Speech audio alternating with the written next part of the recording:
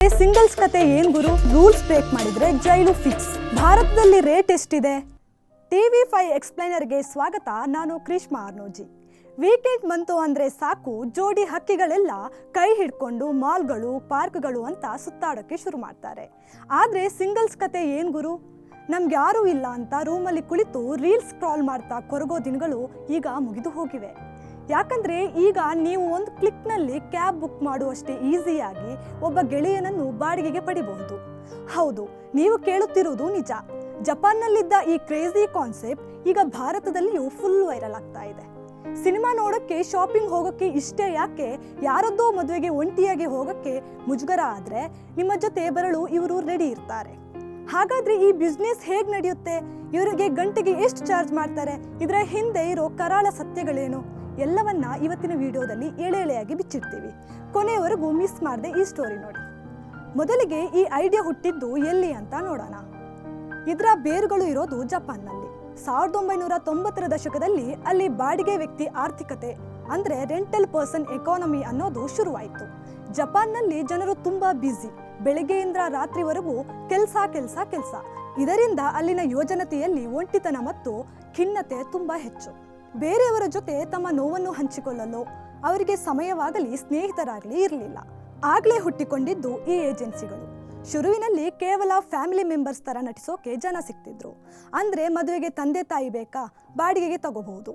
ಆದರೆ 2010ರ ಹೊತ್ತಿಗೆ ಇದು ನೆಕ್ಸ್ಟ್ ಲೆವೆಲ್ಗೆ ಹೋಗಿ ಬಾಡಿಗೆ ಗೆಳತಿ ಅಂದರೆ ರೆಂಟ್ ಎ ಗರ್ಲ್ ಫ್ರೆಂಡ್ ಮತ್ತು ಬಾಡಿಗೆ ಗೆಳೆಯ ಅಂದರೆ ರೆಂಟ್ ಎ ಬಾಯ್ ಫ್ರೆಂಡ್ ಅನ್ನೋ ರೂಪ ಪಡೆದುಕೊಳ್ತು. ಆದರೆ ರೂಲ್ಸ್ ಬ್ರೇಕ್ ಮಾಡಿದರೆ ಜೈಲು ಫಿಕ್ಸ್. ಬಾಡಿಗೆ ಬಾಯ್ ಫ್ರೆಂಡ್ ಅಂದ ತಕ್ಷಣ ನಿಮ್ಮ ತಲೆಯಲ್ಲಿ ಏನಾದರೂ ಬೇರೆ ಆಲೋಚನೆಗಳು ಬಂದರೆ ಅದನ್ನ ಅಲ್ಲೇ ಸ್ಟಾಪ್ ಮಾಡಿಬಿಡಿ. ಯಾಕಂದರೆ ಈ ಸರ್ವಿಸ್ ಕೊಡುವ ಕಂಪನಿಗಳು ಅತ್ಯಂತ ಕಟ್ಟುನಿಟ್ಟಾದ ರೂಲ್ಸ್ ಇಟ್ಕೊಂಡಿವೆ. ಮೊದಲನೆಯದಾಗಿ ದೈಹಿಕ ಸಂಪರ್ಕ ಸಂಪೂರ್ಣವಾಗಿ ಬ್ಯಾನ್. ಅತಿ ಹೆಚ್ಚು ಅಂದರೆ ಕೇವಲ ಕೈ ಹಿಡಿದು ನಡೆಯಬಹುದು ಅಷ್ಟೇ. ಇವರನ್ನು ನೀವು ಯಾವುದೇ ಹೋಟೆಲ್ ರೂಮ್ಗಳಿಗೆ ಅಥವಾ ನಿರ್ಜನ ಪ್ರದೇಶಗಳಿಗೆ ಕರೆಯುವಂತಿಲ್ಲ. ಇದರ ಜೊತೆಗೆ ರಾತ್ರಿ ಪೂರ್ತಿ ಕಳೆಯುವಂತಿಲ್ಲ. ಇವರು ನಿಮ್ಮ ಜೊತೆ ಕೇವಲ ಸಭ್ಯವಾಗಿ ಒಬ್ಬ ಪ್ರೊಫೆಷನಲ್ ಗೆಳೆಯನಂತೆ ಮಾತ್ರ ಇರಬೇಕು. ಅಂದರೆ ಇಲ್ಲಿ ಗ್ರಾಹಕರು ಹಣ ಕೊಡುತ್ತಿರುವುದು ಪ್ರೀತಿ ಅಥವಾ ದೈಹಿಕ ಸುಖಕ್ಕಾಗಿ ಅಲ್ಲ, ಕೇವಲ ಅವರ ಒಂಟಿತನವನ್ನ ಮರೆಯಲು ಮತ್ತು ಒಬ್ಬ ಒಳ್ಳೆಯ ಕೇಳುಗನಾಗಿ ಮಾತನಾಡಲು ಮಾತ್ರ. ಭಾರತದಲ್ಲಿ ರೇಟ್ ಎಷ್ಟಿದೆ? ಜಪಾನ್ನಲ್ಲಿ ಈ ಸೇವೆಗೆ ಗಂಟೆಗೆ ಸುಮಾರು 1700ರಿಂದ 3500 ರೂಪಾಯಿ ತನಕ ಚಾರ್ಜ್ ಮಾಡ್ತಾರೆ. ಆದರೆ ಇತ್ತೀಚೆಗೆ ಭಾರತದಲ್ಲೂ ಇಂತಹ ಸ್ಟಾರ್ಟ್ಅಪ್ಗಳು ಜನ್ಮ ತಾಳಿವೆ.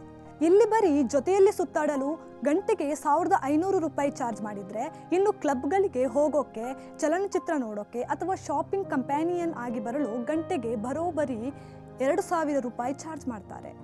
ಅಂತಾರಾಷ್ಟ್ರೀಯ ಮಟ್ಟದಲ್ಲಿ ಫೇಮಸ್ ಇರೋ ರೆಂಟ್ ಎ ಬಾಯ್ ಫ್ರೆಂಡ್ನಲ್ಲಿ ಭಾರತದ 100 ಯುವಕರ ಪ್ರೊಫೈಲ್ಗಳು ಲಭ್ಯ ಇವೆ.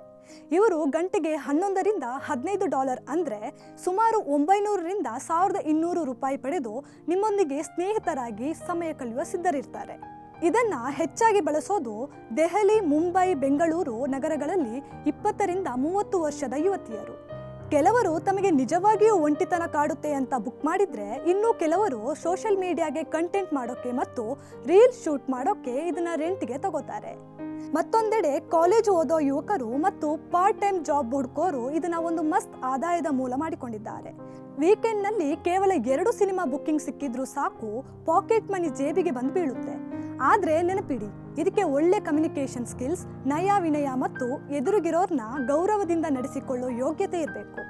ಇನ್ನಷ್ಟು ಇಂಟ್ರೆಸ್ಟಿಂಗ್ ಕಂಟೆಂಟ್ಗಾಗಿ ಫಾಲೋ ಮಾಡಿ TV5 ಕನ್ನಡ.